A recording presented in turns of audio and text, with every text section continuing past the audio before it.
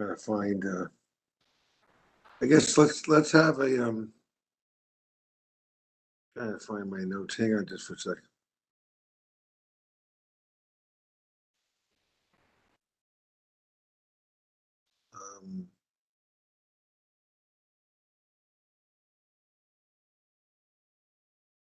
It's good. I erased them. Okay. All right, let's call the meeting to order. And with that, it's a meeting of the Finance and Operations Committee. Obviously, can we have a roll call? Would you like me to call the roll? I could do that. This is Elizabeth Boss. Michael Fascitelli. Here. Vahid Onjazayeri. Present. Christine Heenan. Matt Lenz. Here. David Martirano. Susan Petrovas. Present. Armin Sabatoni. Here. Margot Cook. Michael McNally. Here. Mark Parlamish. Here. We have a quorum. Thank you. With that, let's, I'd like to get an approval for the agenda as presented for this meeting. This is Armin, so moved. Second. All in favor? Aye. Aye. Any opposed? Okay, great. And that, and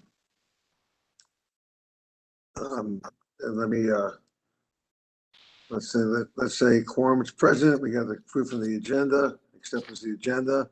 So, let's say, next thing I need is an approval of the prior minutes from the meeting. So may I have a motion at the Finance and Facilities Committee meeting of November 4th, 2001, and the joint meeting of the Finance and Institutional Risk Committee as presented in Closure 2A. Can I have a motion to approve those minutes? Armin, so moved. Mr. Zarman, second? Mike McNally, second. Okay. All in favor? Aye. Any opposed?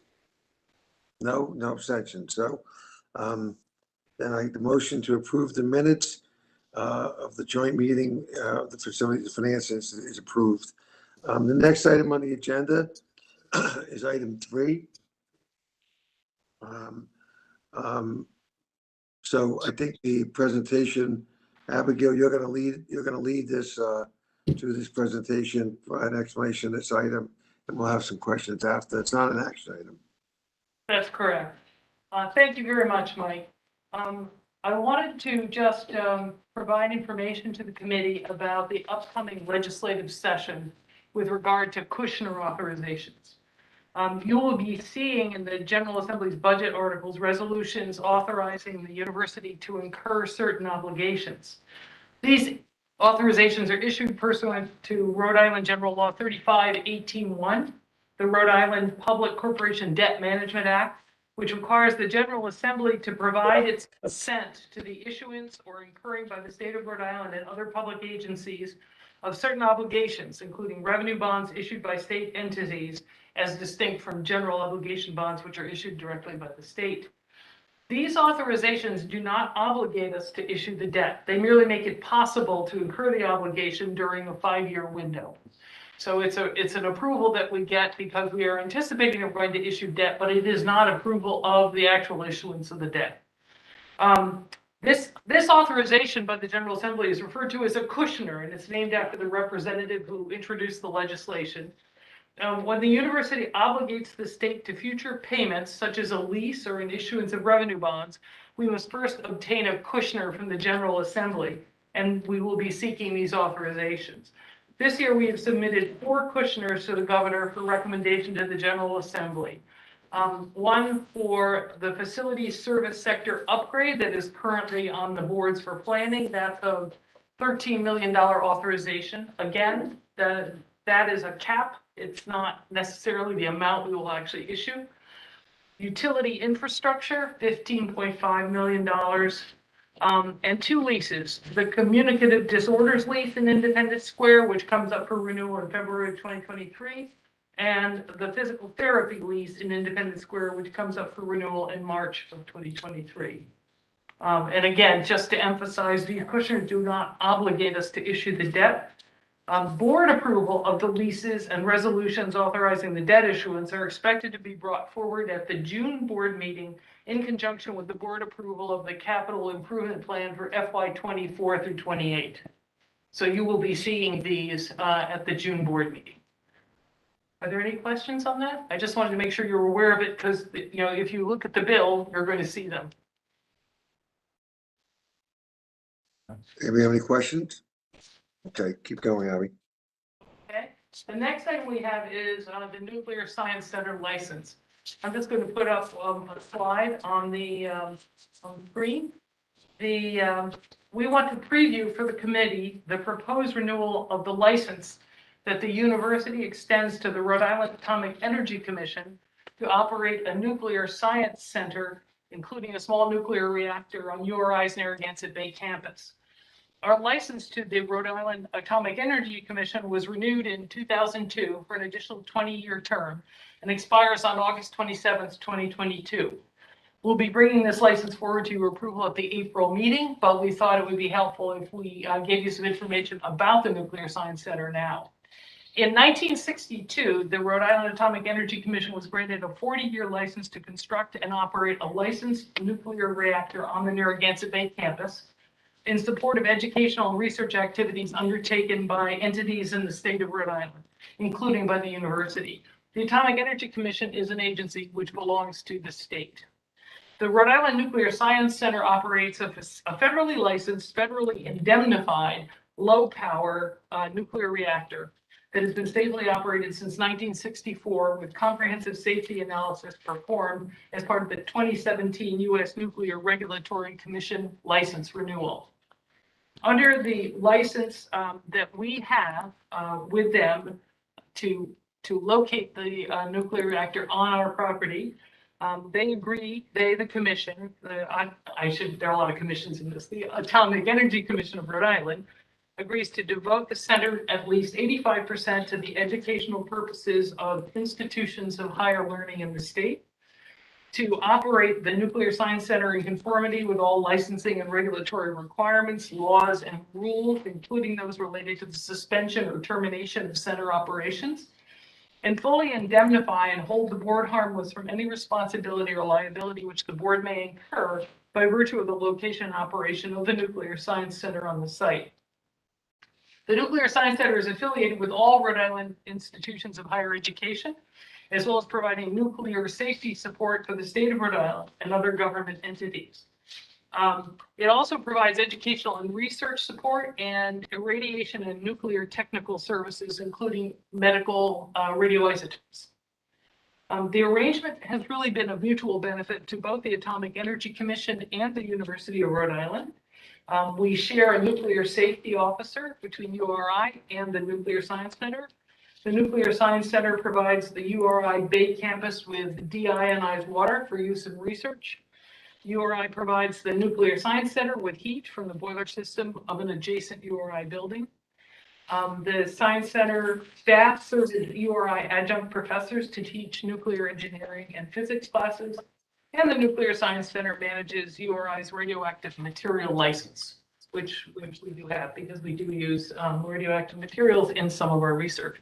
So it's been a good association for the university, and we just wanted to highlight that because it is coming up for renewal, and we will be asking you to consider that at the April meeting. And it's important because it's not actually a URI facility. It's an Atomic Energy Commission facility operating on the URI campus. Abby, just one question. Is there an environmental indemnity as well here? Are they doing anything on that site that should be concerning to us? No, the thing is the indemnity that we have is comprehensive. So any ill effects or residuals or anything that are caused by the presence of the nuclear reactor there are the responsibility of the Rhode Island Atomic Energy Commission. And they in turn have an indemnity from the nuclear, what's it called? The NRC, the Nuclear Regulatory Commission, which is federal. Okay. Abby, as trustees, how do we get comfortable with the fact that it's early 60s technology, probably 50s technology, sitting in a building so close to the ocean there? I mean, how, as trustees, do we get comfortable that this is a safe operation and even maybe a significant storm or something like that? Yeah, in 2017, they had their license renewed by the Nuclear Regulatory Commission, NRC, which is the federal organization, which involved, complete inspection of the plant, and a review of all their operations. And that license has been renewed for 20 years. So that means it met all the safety standards that the NRC imposes on nuclear reactors generally.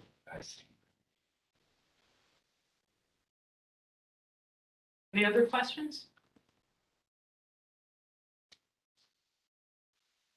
Okay, you'll be seeing that one in April. Okay, thank you. Okay, Abby, keep going. Thank you, Greg. So the next one is just an update on procurement regulations. You'll remember last year, this time, we gave a presentation on the ability of the board to adopt its own purchasing regulations for purchases made with restricted auxiliary and sponsored funds. In other words, all funds other than state, which are so-called unrestricted funds. Purchases made with state funds are subject to the state's purchasing regulations. We have drafted a new set of regulations covering restricted auxiliary and sponsored funds. And it's with legal, and we will be presenting them for recommendation to the board for approval at the April 2022 meeting. The method that we used, so the regulations, I think Alyssa counted the pages. The regulations themselves are quite long, but what we did was a two-step process.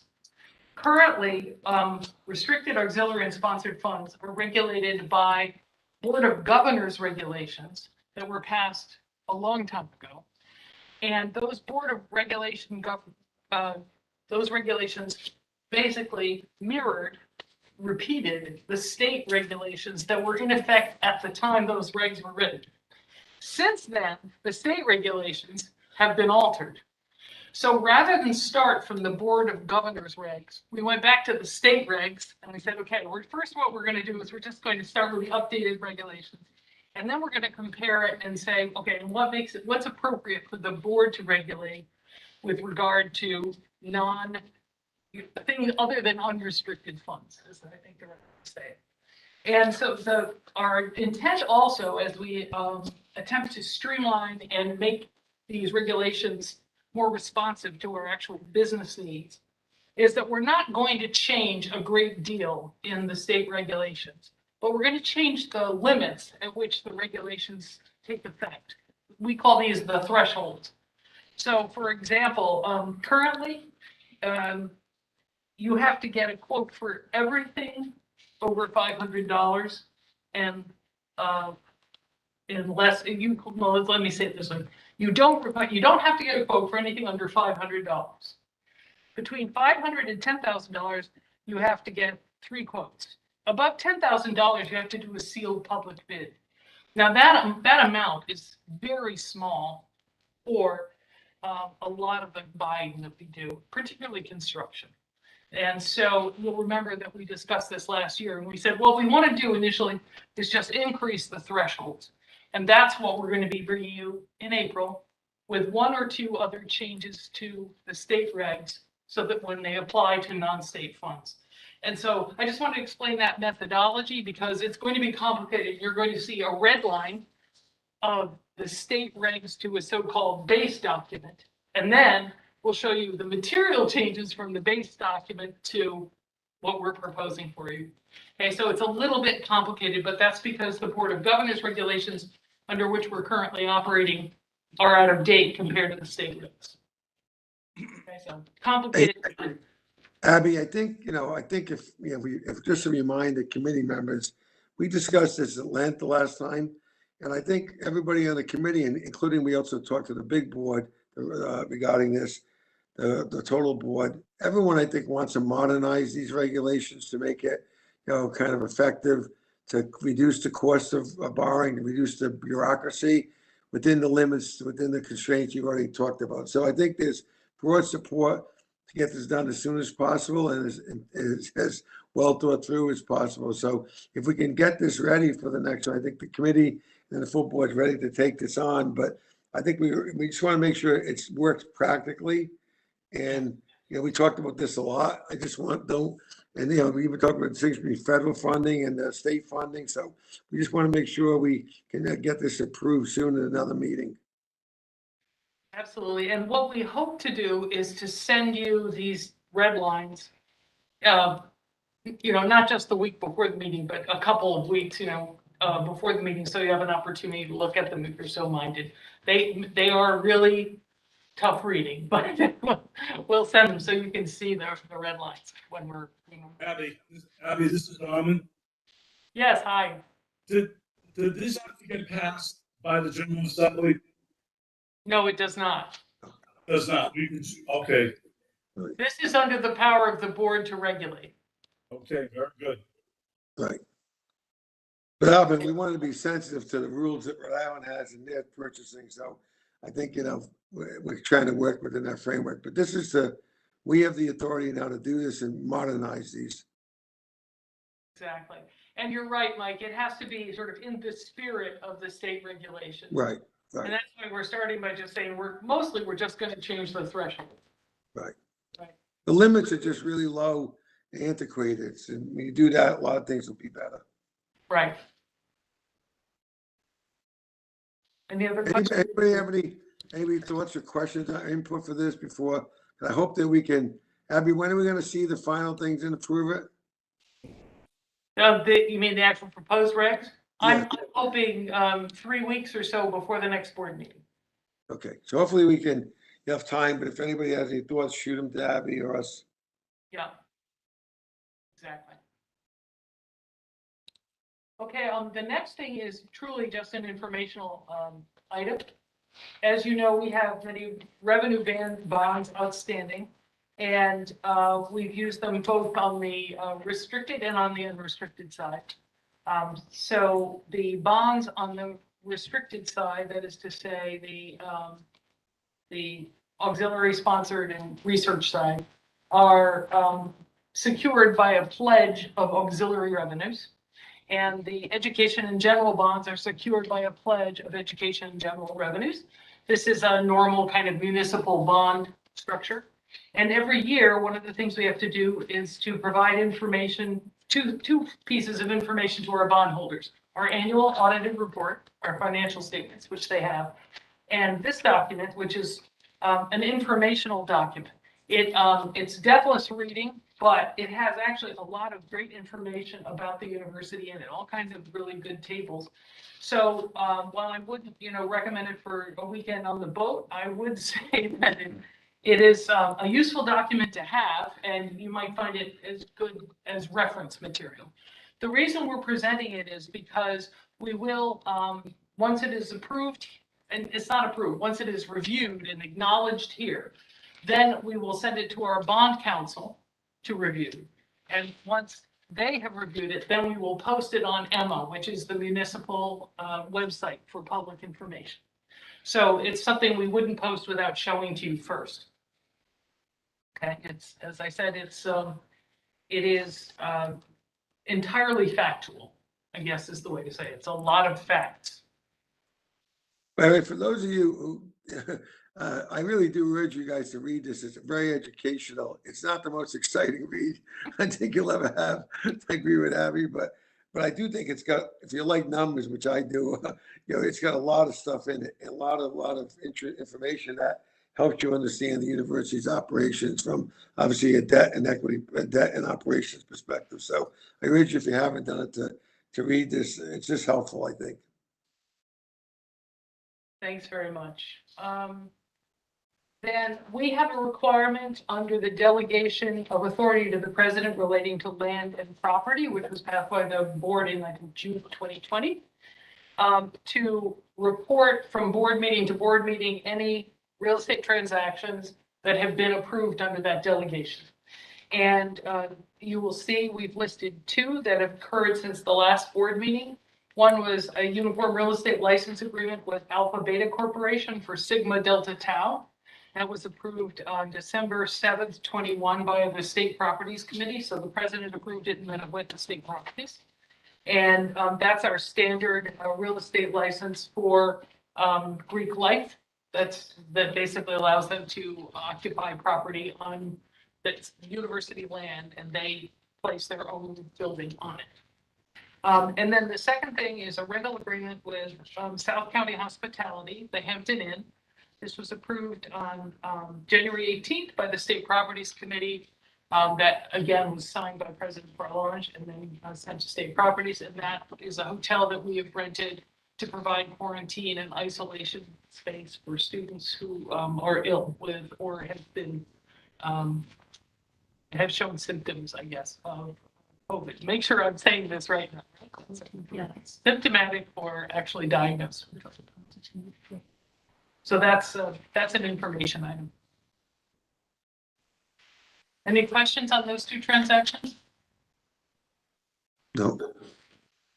Okay, and then the last transaction is, oh, no, that's actually the last information item. So I think that's it on information items. So before we move to the action item, Abby, is that, which is the lease, do we have anything else on informational you want to share with the committee? No, except tonight is when the governor issues his budget proposal. For those of you who aren't familiar with the budget cycle in Rhode Island, you approved on September, I think it was 24th, our FY23 request to the governor. And then the Office of Management and Budget and the governor worked on that. Tonight, they're going to issue their proposal to the legislature. And so we'll all be on, taking notes tonight as the governor announces his budget. Then what happens is it goes to the legislature and they consider what they're going to do with it. They may take some of his recommendations, they may not, they may change them. And that will result usually in the June timeframe, usually late June, sometimes spilling over into July, in a legislatively approved budget that comes out of General Assembly.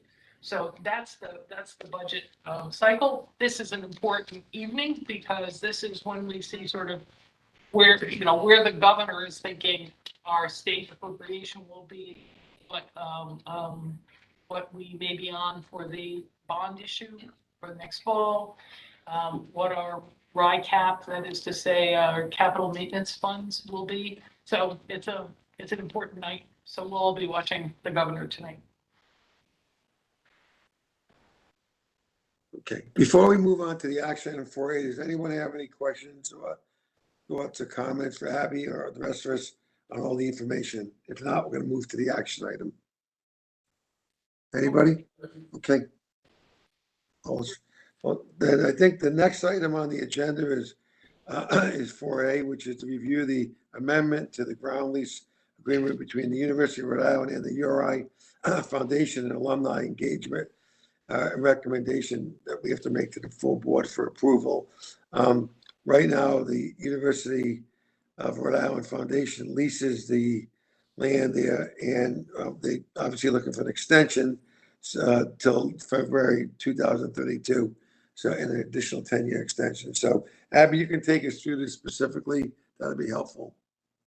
Certainly, and in fact, I think I'll ask Ryan Carrillo to just briefly walk the committee through the lease. It's a pretty straightforward lease, and obviously what it does is it makes it possible for the foundation to be here on campus with us, and providing the many important services. And that's Ryan. Thank you. So Ryan Carrillo, this lease we first executed back in 1999. It gave permission to the foundation to design and construct the existing building that they have. The term went into effect when the certificate of occupancy was issued for that building, which was February 19th, 2002. It had a 10-year with a 10-year renewal, and the existing lease also stipulated that the university would work in good faith with its governing board at that time to execute up to 8 more 10-year extensions. So back in 2012, we executed the first extension that was allowed, and now we're coming up to the term in February that would require a new lease. We're doing that via an amendment to the existing lease, only changing the key terms that are necessary. So we're updating the term to be another 10 years up to February of 2032 with a potential 10-year extension. And we're also updating our language for indemnity, our language for insurance. We've evaluated the insurance needs, and we've doubled the amount of insurance that we are requiring the foundation to hold. So that's the basic terms. At the end of the lease term, whenever that may be, the building is turned over to the university for the payment of $1. Hey, Ryan, it's Mike. I've done a lot of ground leases. Just for the committee, it's just an unusual structure. Usually people rent these things for 100 years or, I mean, that would be the longest, and a lot of them 60 to 100 years. This thing was structured as if that 10-year right is almost perpetual because nobody would build a building they were going to lose in 10 years. So obviously, if we didn't approve this, they'd be homeless. So why was it structured like that from the beginning? And is there anything that, obviously, the board's looking at this, you said 10-year extensions, which takes it to 100 years from the initial thing. So is there a reason why it's structured like this, and why we have to do every 10-year extensions? So I actually can't, I don't know the answer to that, Mike. I was not at the university when this was first put together, and I actually don't think anyone that was party to this actually is still at the university. So I don't know why they structure it like that. We do have the ability actually right from the get-go to go almost up to a 500-year lease for land, actually. This is in small chunks, but with this new amendment, it also preserves the in good faith effort that we will, in 20 years from now, enact another potential 6 renewals. So it has that protection for the Mike, foundation. if I had to guess, and it is a guess, but if I had to guess, I would say that probably at the time, the foundation's role vis-a-vis the university was not as clearly defined or as integral as it is today. And that it was sort of, okay, we're going to pay you for services, you build the building. Obviously, you'll be in it for 20 years. And then, we'll see what the roles are, the respective roles of the university and the foundation. So I think, again, guessing that it's to provide flexibility in terms of changes in the relationship over time. Okay. Have you, But what we're being asked to do is, and I'll get the specific, is to do that first approval, Ryan, to extend that maturity out, correct? And then amend those things you said. Correct. So Mike, based on the question you asked, is there a reason why we couldn't just change that to 50 years? And that now, like, I don't know, Pete, I don't know, just saying, this board and then subsequent, whoever's here, again, when this comes up, it's not gonna be probably us, certainly not me. This is like kind of a intent to continue rolling this. The way this is worded is, there'd have to be some drastic fallout if they didn't do this, right, Ryan? The way I read it, it's like, that's the intent. So it works. It's just, I just haven't seen it like that. If this was 2 third parties, I don't know that someone would build a building with this kind of short-term lease. They certainly couldn't finance it. Yeah. So this- I'm okay keeping it like this. It's just a little unusual, that's all. Well, they might have thought that after 10 years, we're going to raise the roof to $2. Mike, I have a question. Mike, this is Armin. I can hear you, you fade in. Question. Does the finding on the top have to change? Because we're not the Board of Governors of Higher Education. Do you have to make that amendment at least? So Melissa can answer that question. so I'm gonna speak to both points that were just raised. First, the recitals for the amendment to the ground lease make clear that we're the successor entity to the Board of Governors. So that's all spelled out in the recitals to the amendment. So that we had to recite who the original party was to the ground lease in the beginning of the amendment, but then it makes clear that we are the successor entity to the Board of Governors. On the point about the term of the ground lease, effectively the foundation, if it was an unrelated third party, would be protected by the fact that it has the ability, option to keep extending it. So as long as that's with them, that's their option.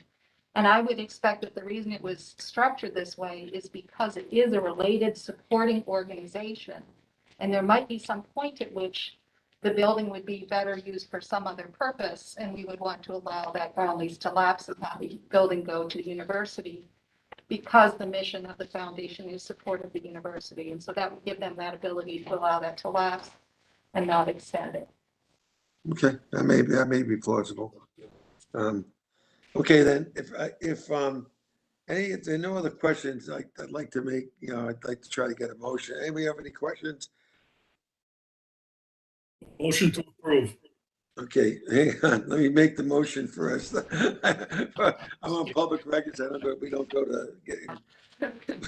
So may I have a motion that the Finance and Facilities Committee of the URI Board of Trustees recommend that to the Board of Trustees, that amendment to the ground lease dated December 8, 1999, between the University of Rhode Island and the Governors of Higher Education, the State of Rhode Island, in alumni engagement, as extended, thus extending the term of the ground lease an additional 10 years until February 18, 2032, with an additional 10-year extension option, as recommended and presented in the closure 4A. Can I get a motion for that? Move it. Excellent. Second? Matt Land, second. Thanks, Christine. Is any discussion further? No? There being no discussion, can I ask for a vote? All in favor? Aye. Aye. Any opposed? No, thank you. Then that means the motion is approved for the motion for us to recommend to the board. I think that's, we're ahead of schedule, but I think that's what we have on the agenda. Before we adjourn, is there anything else that Abby, you or your group have? And then I'd ask the committee members the same. No, I think, we've addressed everything that to talk about today. Okay, anybody from the committee have anything else they want to discuss before we adjourn? Very efficient. Great, it was efficient today. When it's only information, doesn't take 10 minutes to read the motions. It's like, anyway, may I have a motion to adjourn? So moved. Thank you. Is there a second? Second. Thank you, Armin. Okay, all in favor? Aye. Aye. Yes, does anybody want to keep going? No? Okay, no, so then, if not, then the motion to adjourn is approved. I just want to make sure everyone notes that the next meeting of the Board of Trustees Finance Committee is April 21st, 2022. I look forward to seeing you all tomorrow. Thank you. Same here. See you tomorrow. Aye. Bye-bye.